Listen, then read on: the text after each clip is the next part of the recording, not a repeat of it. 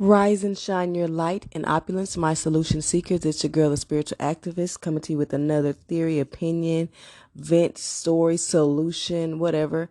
I wanted to kind of talk to you guys about the past 3 days, what I've gone through, and kind of wrapping up, trying to solidify my solutions for weathering the storm and getting through tough times, getting through tough energies. It's gonna be a very encompassing video. I don't know how long it's gonna be because this is not a magic pill, but I've done a lot of, I feel like, the groundwork or researching of my own through my own personal journey, and I feel like this is a very good start for a lot of solutions for getting through emotions and tough moments and things like that on your journey, whether it be a spiritual journey, just a tough moment, or whatever, So what I'm going to try to do is say, one of the solutions and kind of reflect on how it may,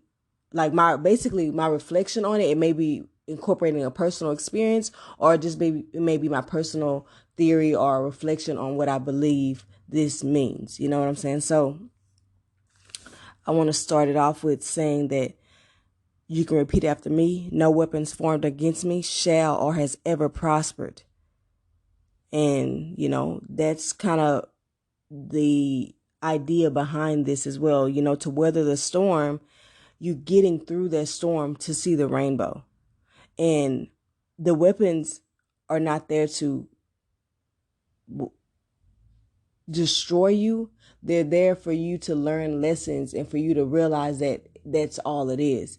And the more and more you become conscious of that, the more and more you don't hold on to, past stories or fears of the future or present moment experiences as so big or so debilitating that you can't move past them, because you realize, okay, this is not happening to me. This is happening for me. What can I learn out of the situation? How can I be conscious about it and learn from these triggers? Because, triggers, they don't go away. But what happens is, as you become more conscious, you're able to have that ability and that knowledge that you have the ability to choose. There's choices. It's not black and white. There's always multiple choices you can choose. And no matter where you're at, matter if you this time you did pop off, okay, that's where you were. How can you look back on it, reflect on it, and learn from it? Or maybe this time you chose to walk away, or maybe this time you chose to establish a boundary. And so these are just signs of growth and evolution. And so basically, that's more of what it's all about. It's about being aware and conscious. Like I always say, you stay ready so you ain't got to get ready. As long as you stay in the driver's seat, you can conquer your mind. You can conquer all of the densities that you're going through on your spiritual journey, on your journey of healing, or whatever you want to, call it. So, my goals for this video is to help you self-regulate. This empowers you, and to transcend getting past the difficult emotions and experiences of our human experience. You know what I mean? Creating a safe space to ask for help, something that I feel like maybe we didn't get as children, or feel safe asking for help, or a safe space to just be, to feel, cultivating compassion amongst each other as we heal, so that we're not internalizing this pressure to be good all the time. Be okay. I'm good. I'll be all right. I'm okay. It's okay to not be okay. It's okay to feel, to destigmatize mental health issues, and to destigmatize therapy, meaning like taking away that guilt and that shame, and the fact of when you have these issues, or when you're going through therapy, now something must be wrong with you, or now you must be weak, or now you must be lame, or now you must be less than. These things do not define you. If anything, they should empower you and let you know that you're taking action and getting ahead of anything that could be holding you down and holding you back. You're moving forward and you're not staying stagnant. That's the destigmatize. That's how I want to destigmatize it. Knowing that that's empowering. Knowing that your sensitivity, your ability to embrace your emotions is a superpower. It's not a setback. And don't let peer pressure or the media or your surroundings or your own internalized fear of judgment cripple you and debilitate you from being able to express yourself and be yourself in any way you need to show up. So let's kind of get into it. I may be all over the place, so bear with me. I have a lot of notes, and so I just kind of want to touch on everything that I could think of. The first one is create a strong foundation with God, and that's kind of self-explanatory. But this is my personal opinion, and I just want people to know that in our community, we need to allow space for whatever path anyone chooses. So people may choose different forms of religion, spiritual practices, modalities, Buddhism, yoga, Reiki, plant medicine. People may choose different channels, intuitive readings, metaphysical, getting into like magic. Everybody may choose different paths to get to God. At the end of the day, that's their path. And you don't have to participate or you don't have to understand it to allow them and have them space to do what they want to do. As long as it's not something that's going against like or creating evil or creating something that you feel like is something you don't want to be a part of, then you cannot shame a person or put your personal biases onto them, making them internalize what they're doing that's working for them, that's helping them out. And now they're, now you're you're projecting your personal opinions onto them and they're internalizing that. And now you've stepped in the way of something that may have been healing and improving them. You know what I'm saying? So allow people to create their foundation in faith however they see fit. For me, I like to choose, I believe in God. I like to refer to my higher power as God, but everybody can say whatever they want. They want to say universe, creator, a tree. I don't really care. It's whatever. Just create a sense of faith in God and a sense of faith within yourself. Recognize dissociation. So a lot of times, because of how much we've internalized everything and we've repressed our emotions so much, that we dissociate from our whole being and we just go into this la la land or this space in our mind that is not healthy. And so we start creating this, how can I say, constantly in this reality of illusions, because our mind is constantly keeping us repressed, and we're now detaching from our reality, and now we're deflecting and maybe trying to say that something else is the cause of what we're going through instead of what it really is. And so the more and more you create that space for you and you create that freedom to just be, and you start to dismantle those fears and release those fears of judgment and, release the guilt and release the shame for who you are, the more you can mentally gain control and you can be more present. The ability to be present is extremely detrimental and extremely extremely essential in healing. It's a great thing. Once you are able to actually be in your body and be in that moment of what's going on, not worrying about the past, not fearing the future, just actually getting in what's happening right now. Where am I conscious right now? What's going on right now? Let me tap into my senses. Let me tap into my breath. Breath work is a very good way to, center yourself and get into that present moment. Just that moment of stillness to just recognize what's going on and realizing that it's not as chaotic as your mind is making it seem, and everything is okay. Everything is always okay. You're just going through something and it's only temporary.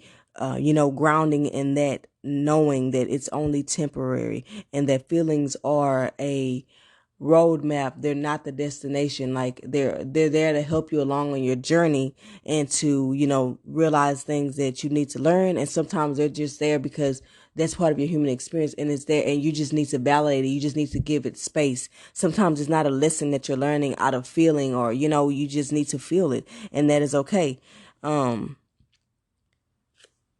But yeah, the dissociation is basically extreme distractions. It could be addictions. It can be coping mechanisms that are unhealthy.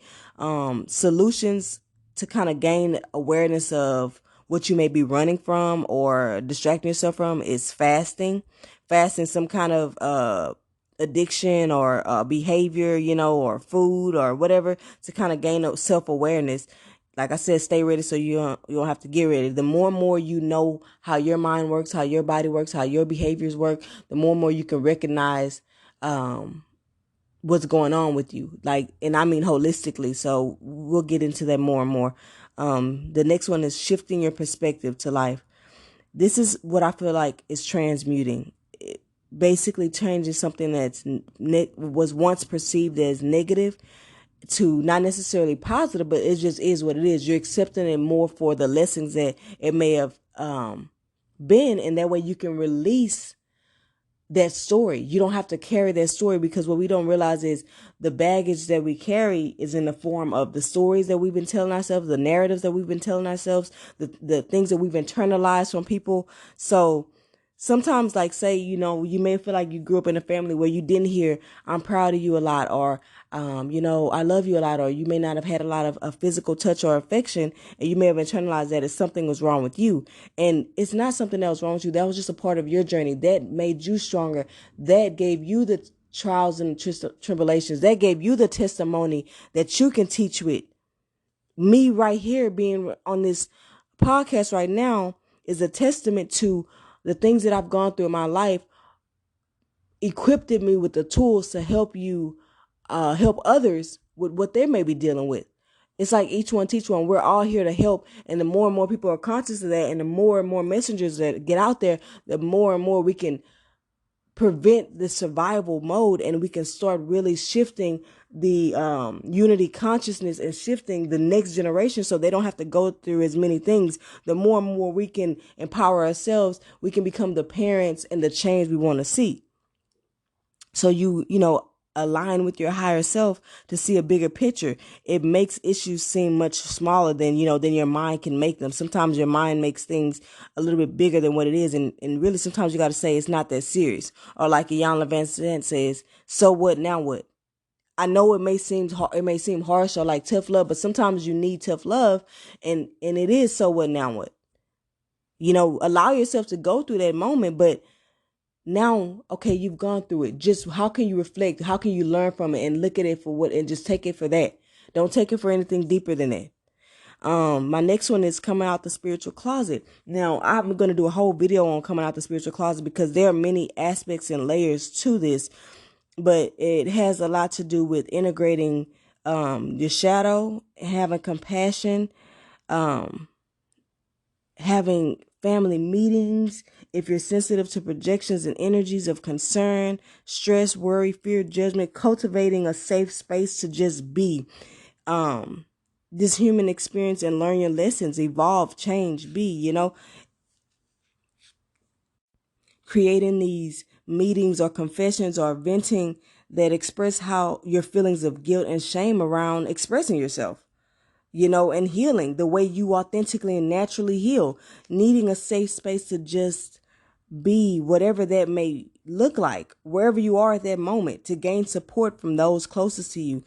Vent work with healthy inner dialogue. If you can't find that space, being able to create that space within yourself. And I have another video that I made just attached to it. It may seem redundant, but like I said, you can never hear solutions too many times. Sometimes you need to hear things multiple times. So yeah, you've been with a healthy inner dialogue, or with a safe person, a therapist, whatever. The next one I have is you humble your pride, / ego. Basically, there's wisdom in everything. Don't block your blessings by feeling like you know everything. If you walk around life feeling like you know everything, you'll never know anything. You'll never learn, or be a beginner, or be a student to life. You'll never have this curiosity, this childlike wonder that really leads you to the answers you need, because you have this defense up so much. You feel like you know it, and you're taking things too personally when people are really just trying to give you constructive criticism, when people are really just trying to give you tips that work for them. It's not an end all be all. Sometimes it's just a suggestion. Just take it as a suggestion and not a personal hit at who you are. It's okay to be ignorant to something. You know what I mean? Like when you feared asking questions because everybody wants to call you out and make you feel dumb because you don't know something, the more and more you feel good about, like, nigga, you right, I don't know. and you're right, I don't know. The more and more you just like, I don't know, and that's cool. And then you can't make me feel no type of way because I don't know the answer to this question, or I never knew because I was never taught this. The more and more you take those fears away from judgment away and you make them look dumb, you know what I mean? Like you sitting up here trying to make me feel bad because I don't know something. Just as teachers, there's no stupid question, because a question that goes unasked, you will never know. So how are you going to heal? As African Americans, we are behind in the race.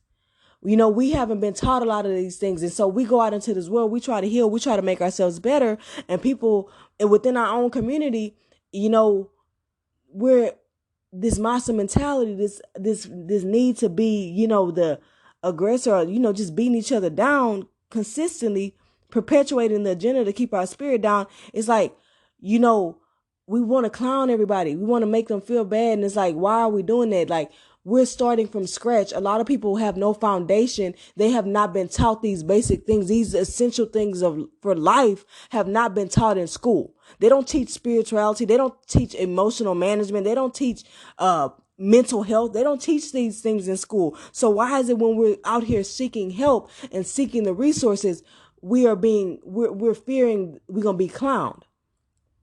I'm telling you right now, let that go and have your little dialogue or whatever you're going to say ready for when somebody try to step at you wrong and make you feel bad about asking help or not knowing something. That is okay. Because guess what? They probably didn't even know either. We all out here trying to do our best and make the best of what life has given us. So there's no need to have any guilt or shame attached to you wanting to better yourself. Drop that right now. And that just goes right into my next one, allowing space for help, love, and support. Open your heart. In the same way that you want that, you got to give that as well. You can't make somebody feel dumb for asking a question that you may feel like, what? You don't know that? You grown, you don't know that? We all out here children. We all out here wounded children. We all out here have an inner child that is wounded, and we trying to be adults. The more and more you realize that, the more and more you can have this compassion, which to me is like a loving understanding and acceptance. The more and more you just realize that and stop trying to play like you just so grown and you just know everything, and because you think you're supposed to. We're all out here feeding our minds these false narratives, putting ourselves in boxes, and thus we're putting each other in boxes when really we're all at the same space. We're all trying. We're all just doing the best we can. And the more and more we take that mask away, that persona of being perfect or being good or being knowing it all and having all the answers, the more and more we can cultivate true actual healing. What else do I have? Asking for allies with privilege to pioneer your efforts to educate and destigmatize the cultural ignorances within the community and generations before you. So sometimes you have to recognize your privilege and recognize that other people have privilege. And when you have privilege, use that to help people. I don't know, my privilege may be the fact that I did, get a diverse cultural background within my, education. So I do have that ability to relate to multiple types of cultures, versus like a man may have the privilege of being a man. So especially as a black man, sometimes we need our black man to step up and just, speak up for, the needs and the concerns that women go through, so that it can validate us more, and so that we can see that there's compassion amongst the sexes and not this divide and conquer, and vice versa for women, stepping up for men and not always women hating men and this depiction of men hating women, but more the depiction of our black men and women loving each other and having compassion for each other and meeting each other where they're at, so that we can actually learn and heal. And that goes into a whole video I'm going to do on cultivating divine partnership and, redefining Black love. I kind of already said this, but basically, once again, cultivating a safe space to just be, feel, change, grow, evolve. This vent work, this storytelling, this confessing to heal is all, to me, essential. It has been very liberating for me and empowering for me. So I'm not telling you nothing that I don't try to use within my own journey. Now, this is a long list, so it's not saying do it all. It's saying, take notes, pick and choose one or few things, a couple things. Another one, vibrate high, for people who kind of understand that spiritual lingo, is just kind of saying elevate your spirit, do things that lift your spirit, that raise your vibration, because when you're doing that, you're ultimately putting yourself at a higher frequency that lets love in, that lets this light in, that helps you along on a healing process, just naturally. Basically, like I said, just elevating and liberating that spirit. Things that you can do is laugh, dance, cook, sing, love your family, family time, hanging with friends. It can be as superficial as spiritual wanted to be. Like, superficiality is a mindset. If you set intentions, if you give it a deeper meaning, it can transcend that superficial, worldly, materialistic thing. If maybe where you at right now is getting your nails done, getting your hair done, or just dressing, getting fresh, swag don't, people don't realize how much swag can elevate your spirit and boost self-confidence. Mirror work, it may be in the mirror doing affirmations, or for me, I like to just take pictures, put on a cute outfit or something cute or sexy and take pictures, channeling that divine feminine energy, that sacral energy, that creative energy. So just looking cute, do whatever you do. Men, go get that fresh cut, go get bolted up, go do whatever you got to do. Play some sports, beatbox, hula hoop. I swear there's no limits to it. Whatever, however simple, however extreme, however enlightening it is, or basic it is, it doesn't matter. Whatever helps you vibrate high, do it. The next one, manage your body physiological needs, hunger, diet, water, your hormones, your nutrients, fatigue, rest, and your environment, your fitness. This is just more the physical aspect. Like I said, I'm all about holistic wellness, and to elevate and liberate the spiritual aspect, the activism side of it, to fight for the spirit. The spirit cannot be elevated without a holistic approach. So, physical just as important as everything else. And, I kind of already touched on affirmations and mirror work. Manage and maneuver through moods quickly. Surrender to the emotion, knowing it's temporary. Like I said, energy and motion. That's kind of another thing to help with any kind of tough moods, tough energies. Everything is temporary, even depression. These are moods. These are things that come around when maybe something is being neglected. Something is, or you're overworking. Maybe you just need to stop. Maybe you just need a break. In this grind culture, that's good. But like I said, it's all a balance. It's a dance. Do a little grind work for a couple of days and take a week off, or take a day off, or take some hours off. It's always a balance. It's knowing that it doesn't have to be extreme, because my human design is I'm really like extreme. I'll go crazy with something. Like, say I'm how can I explain this? I may get into a mode where I'm shopping.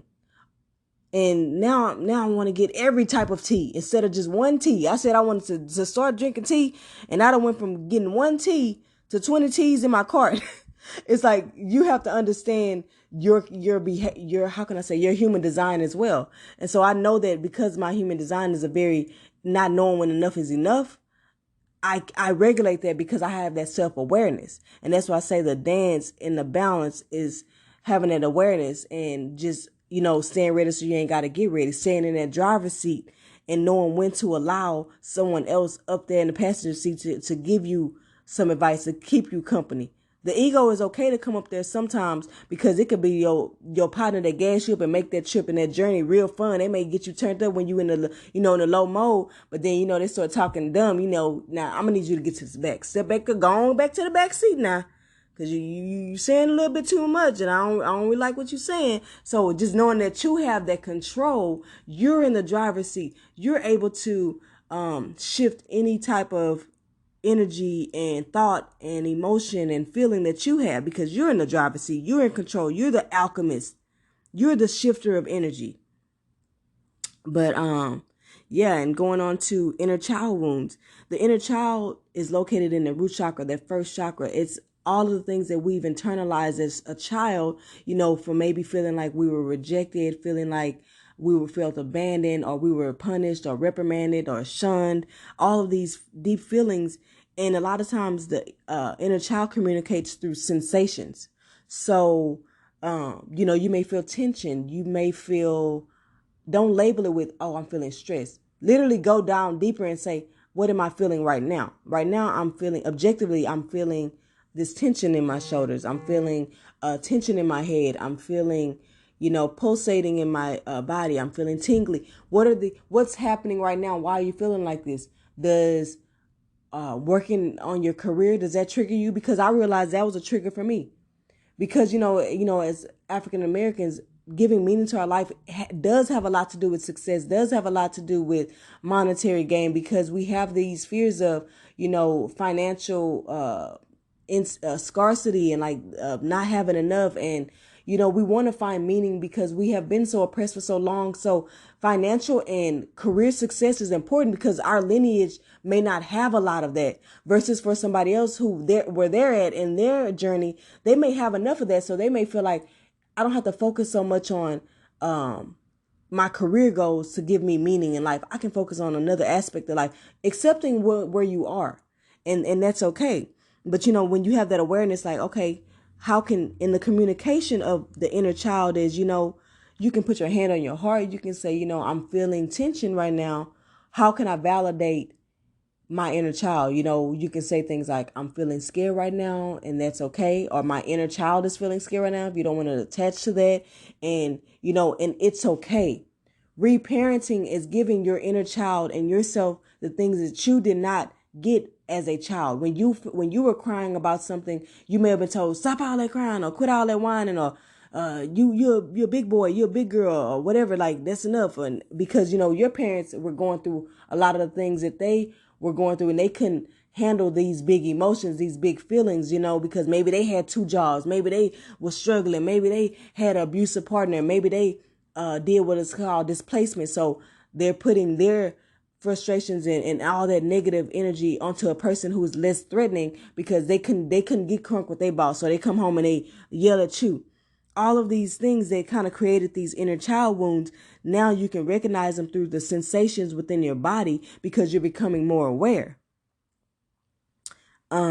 Recognize the ancestral wounds. Sometimes as I reflect, I think deeper, and I'm like, how could this, I call myself a theorist, because a lot of it we don't know. We were not there during slavery. We were not there during these times, but it's easy to come to, maybe theories or assumptions of how things may have been. And sometimes I use my reflections on, the ancestors, because I do want to venerate them. And I do, as I heal my mind, I know that the ancestors that live within me, that reside within my energy and my spirit, their consciousness elevates as well.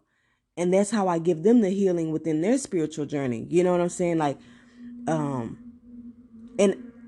as I do certain videos, on sisterhood, motherhood, and whatever, I do kind of reflect back on, that's part of my breakdown, is the ancestral theory. So I really won't go into it much, just kind of like, but, being aware of ancestral wounds or ancestral traits that you may be carrying that may make you a certain way. Maybe your feelings towards money, may be something that we carry as, through our oppression and through, creating a new life and all of these things. So this is just another part of helping you be able to do these self-assessments and reflections. And I can kind of break down my method, the method that I use, which is always changing. But right now, the way I've kind of broken it down is reflect, reframe, reparent, rebuild, rest, and regain power. All the re's. So in reflection, you contemplate, journal, meditate, anything that quiets the mind or ego. Okay. And I was saying the reflection is more like looking on what could have been the root. Because I always say, when you get to the root, you find a solution. So that contemplation, it doesn't mean you have to contemplate on or reflect on every single thing that you go through. This is just like those big feelings that are constantly like pounding on you, like you can't get past them. This one thought, you may need to, heal through that. And that may take some reflection. Next is reframing. I kind of talked about earlier. That's that transmuting, that shifting of the perspective. You change your thought to alter your energy, your perspective. That's the alchemy. That's the form of transformation. Then you have reparent. Reparenting, I just talked about that. The inner child, reteaching, relearning. As you have this self-awareness, things are going to awaken, and you're going to have to relearn how to validate your emotions, validate your feelings, accept it for what it is, go with the flow, surrender to it. These are things that we and practices that we were not may not have been taught as children. So whatever you lacked as a child that you didn't get, you have to give that to yourself and seek that from maybe other people who have a further level of consciousness or enlightenment or awareness. Like I said, we're kind of behind in the race, so it's okay to seek help from people who have been able and blessed to have that awareness of certain things that we may have been deprived or suppressed from. A lot of these natural holistic teachings and our practices were stripped from us. As African Americans, I feel like we really feel abandoned and we feel lost and confused. So that's why we need to allow each other the space to choose whatever path and modality and spiritual practice we want, because we don't really feel maybe connected to anyone. It may just because you're African American, you may not be pulled to the African American practices, and you shouldn't be shamed for choosing another type of practice that may be outside of your race. Because maybe that's not what's resonating with your soul, and that's okay. But it's like, that's what I'm saying. Just reteaching and relearning and allowing yourself that space to be whatever you need to be. And then you have rebuild the root. The foundation is the root. The root is your sense of self. So by relearning to redefining is going to be extremely essential in healing the Black community, because it's going to be giving you that freedom to be how you want to be. That's what I'm saying. Like, your relationship may not look like every relationship. Your Black love may not look like every relationship. Your friendships, your sisterhood may not look like every relationship. Your parenting, your motherhood, your fatherhood may not look like every parent. So their redefining for you is going to be empowering for you, because it's going to now allow you to step outside of the lines and the outdated belief systems that may not serve you. It does not mean that they're wrong. It means that it's not serving you. I always say I have a traditional belief system, but I have a very open mind and free spirit that cultivates balance for me, and a free flowing energies, and and behaviors, and just allow me to feel less pressure, and it integrates the shadow if need be. So as you're healing things that you may have once perceived as bad or wrong or whatever, you can now incorporate them and know that it's just a part of you. Give it more light. When you shine a light on a shadow, what happens? It automatically goes away. Shadows are not to be perceived as bad, but they can pop up if you're not, how can I say, honoring something within yourself. If you're neglecting yourself in some way, and your shadow's like, what, I had enough. Let me step up in this driver's seat, because you ain't doing what you need to do. You letting these people run all over you. You know what I mean? You ain't establishing boundaries. So this alter ego finna come out. This shadow finna come out. The BITCH finna come out. The hood nigga finna come out. The gangster finna come. It's finna pop off, because you're not staying in that driver's seat. You're neglecting yourself in some way. So, but like I said, yeah, rebuilding that root. And as you learn and heal and redefine, you're solidifying your foundation as, this is my belief system. This is what sustains me. And that's what it is. And with the, the possibility that it can always be changed, that it can always evolve, that it can always grow. That gives me so much, sustainability. Also resting if need be in the healing process. Sometimes intentional sleep to gain, healing in that way is needed.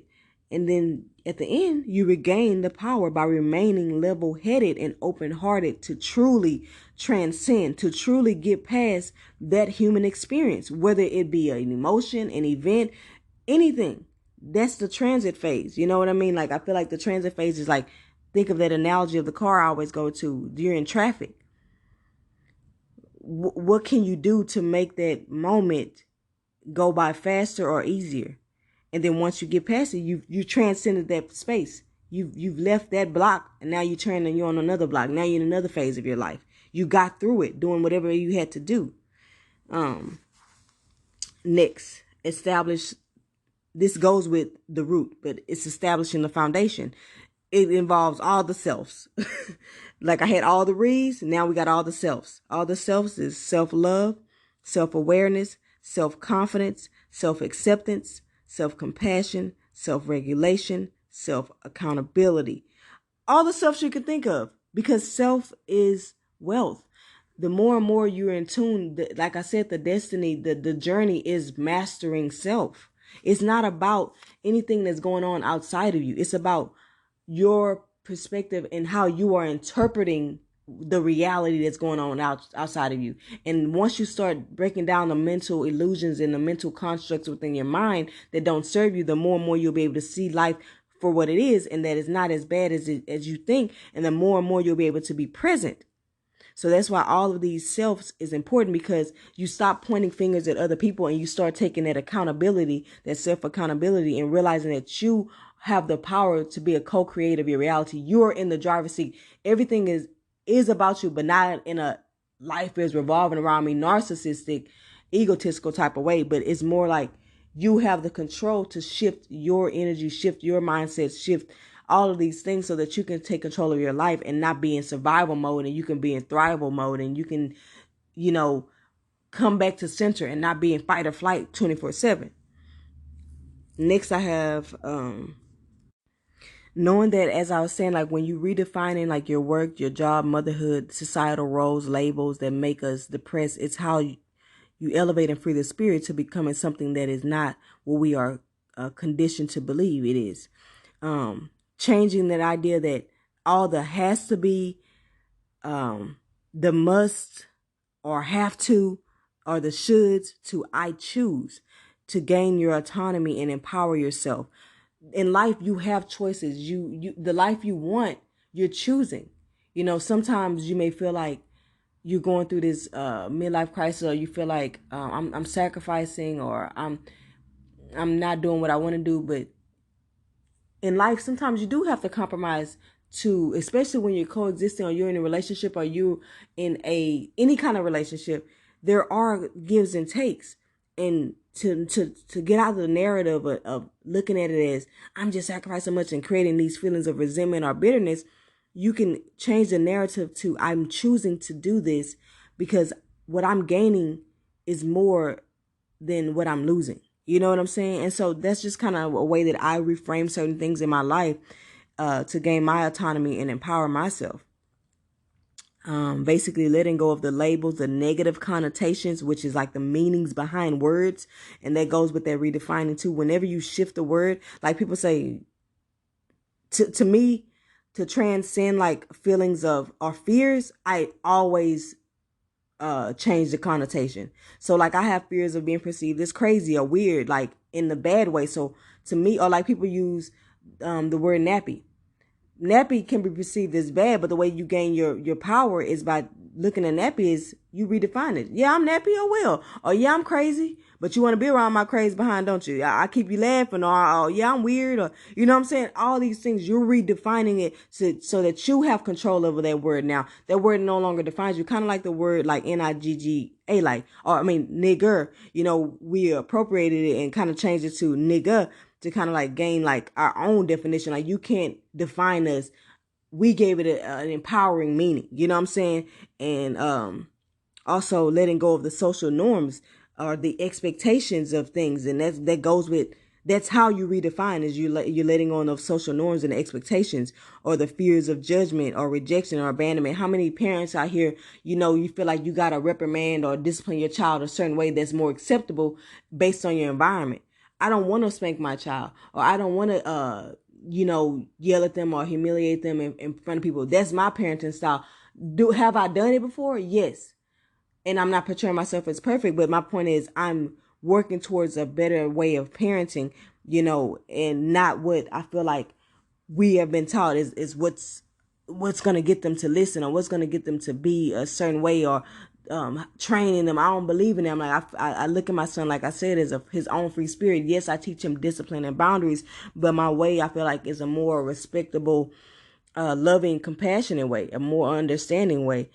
So yeah, just kind of not allowing people to project their own conditioning and programming onto you. That's Take them for what they are. You can respect their stuff, but the same way you're respecting them, you got to demand the respect too. You can respect, you want to whip your child and you want to yell at him or talk to him crazy, fine, I'll respect it, whatever. But I'm not going to be around it for too much long, but that's just, I'm going to respect it. Or I must step up and say something about it. Like, we have to start, standing up for children as well. But, but like the same way, I need you to respect me. This video is getting extremely long and it's getting, I want to say, off topic, because like I said, these are all solutions that I feel like I just have so many notes for. You can stop this. You can listen to it while you're on a treadmill, but there's a lot of gems in here, and I just kind of feel like it's encompassing of everything. And it was just hard for me to detach it because, like I said, there's so much interconnectivity. It's holistic. It's hard for me to separate these things. It's all valid.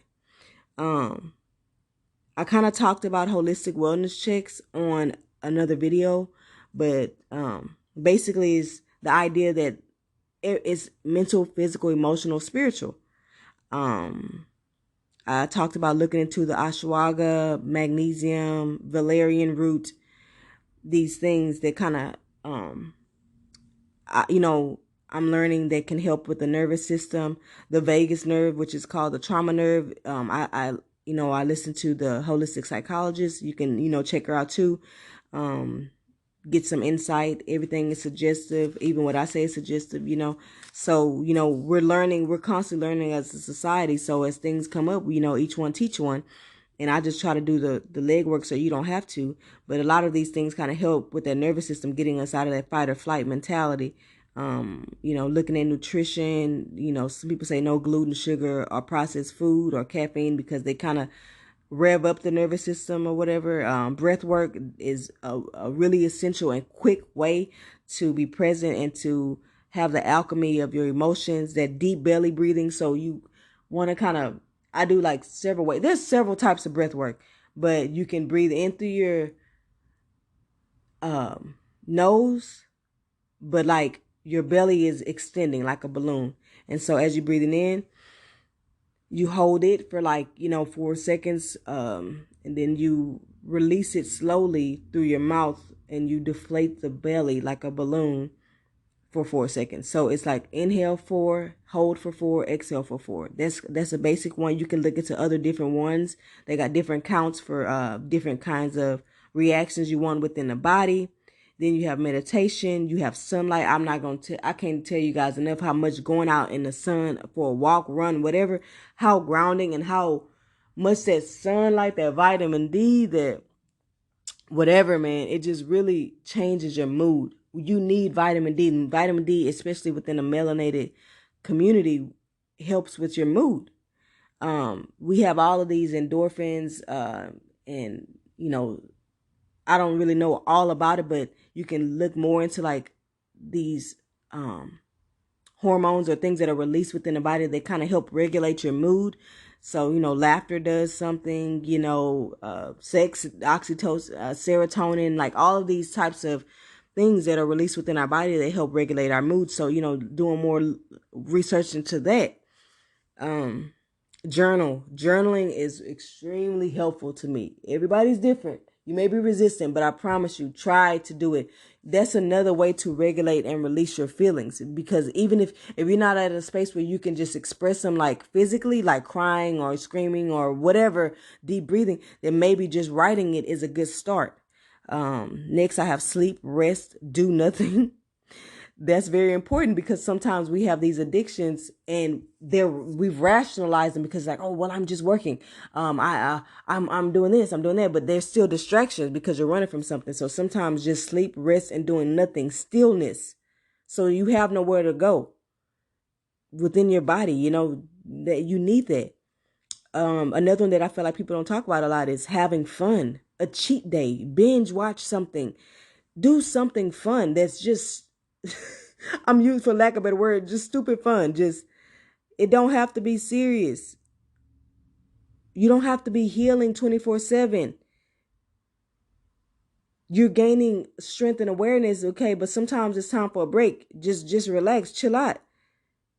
You know what I'm saying? So smoke sweet, do what you got to do. I'm not judging. Have a glass of wine. Do what you got to do. Go out to the club if you have to. Like, just have fun. Like, it's no rules about it. Body awareness. What sensations arise? I already talked about that with the inner child.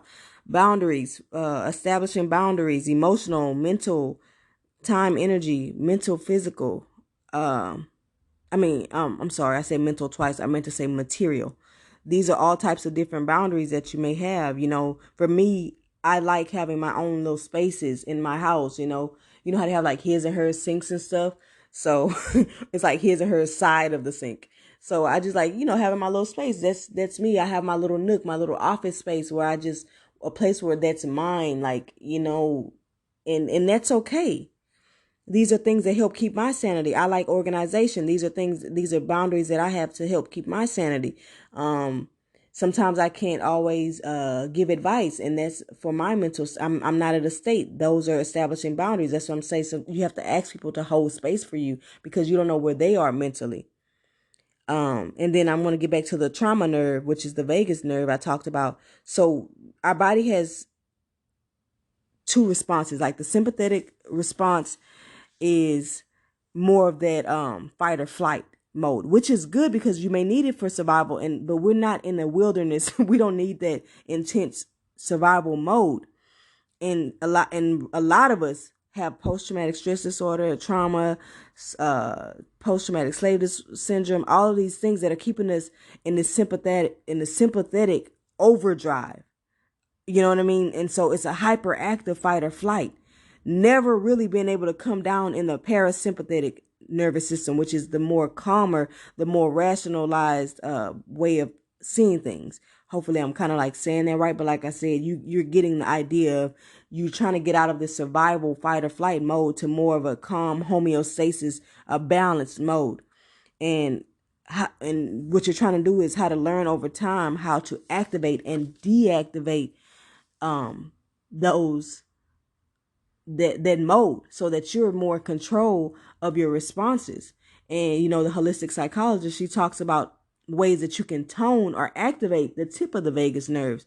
And so she uses she says gargling, singing or chanting, laughter, yoga, breath work, movement. It doesn't have to be strenuous. All of these things kind of help activate and control like that a fight or flight and that mode. So basically what you're trying to do is over time cultivate a resilience, the body's ability to retain ourselves back to a normal regulation of you stress, then you activate, then you deactivate when the threat or stressor is gone, trying to develop recovery post-stress.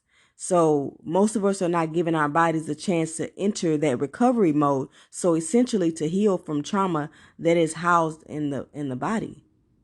So like basically it's essential to heal that trauma within the body by doing these things to help activate that and deactivate that, giving yourself an actual downtime from this feeling like all this pressure and all this anxiety or whatever, these extreme fight or flight modes that we're in. We're okay.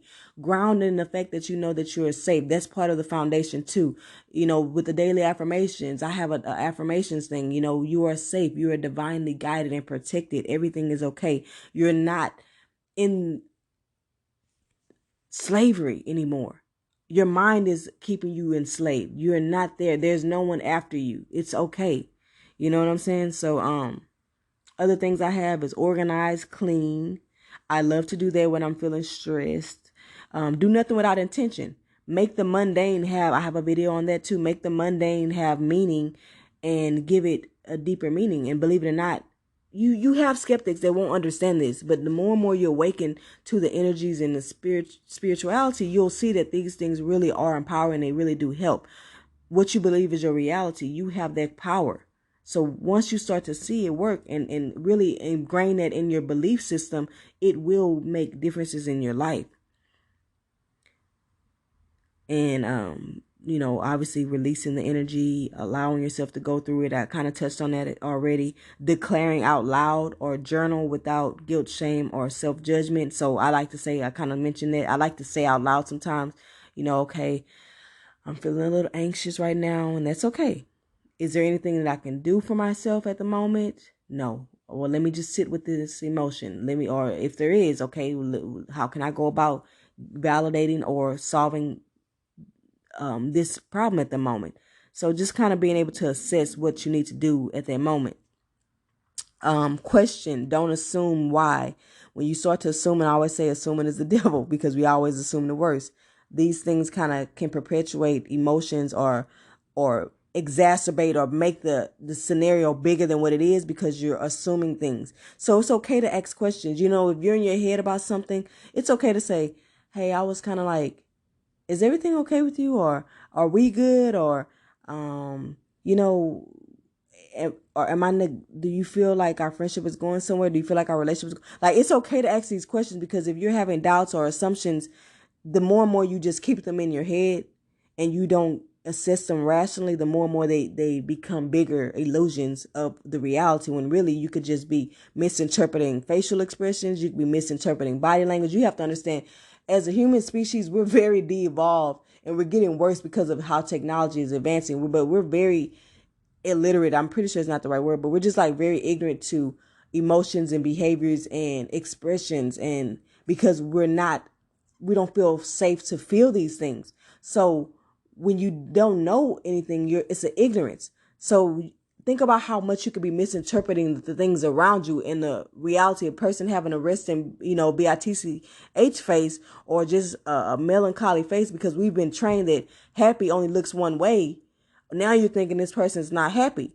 So you see how all these things can create illusions in your head, and those illusions create these thoughts and false narratives that are not serving you. They're only putting you deeper in these states of paranoia, bitterness, resentment, or judgment, instead of just getting it out and just saying, hey, is you good? Or let me text you. Oh, this person ain't texting back. I text them. Let me text them again. Hey, did you get my text? It's fluke things happen. Sometimes God's spirit is testing you to see, like, okay, how dependent are you? Do you need validation? Like, there's so many processes that can be going on why things are happening. So try to see things from a higher perspective instead of assuming the worst. Like I said, stay out of that black and white mentality. Know that there's multiple options. Know that a thought can be changed. Know that narrative, that story that you're telling yourself, you can always change that story. And that's part of ego work. And look into I also have a blog on ego work on my social media page, The Spiritual Activist. Or you can also follow the holistic psychologist. That's her whole MO is ego work. So look into that, whatever.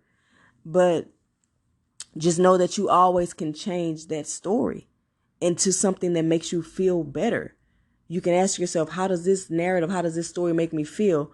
Okay, it's making me feel fear. What can I do to give myself more, security? Because at the end of the day, you don't know.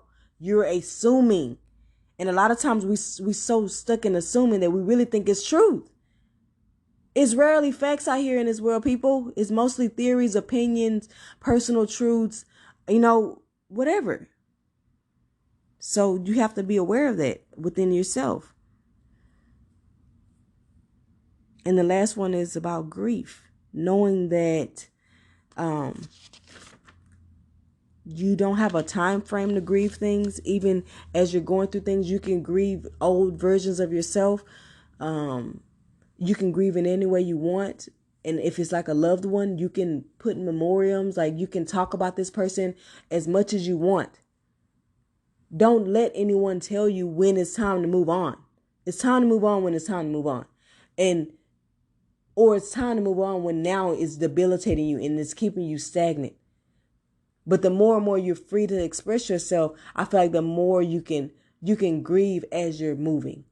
That's a misconception. People think that because you're going through something, you're not moving. No, the more aware you are and you're allowing yourself that space, you can know that you're going through it as you're moving along. You know what I'm saying? Because you've given yourself that space to do that. But I think in this video, roughly under an hour, I will do another one.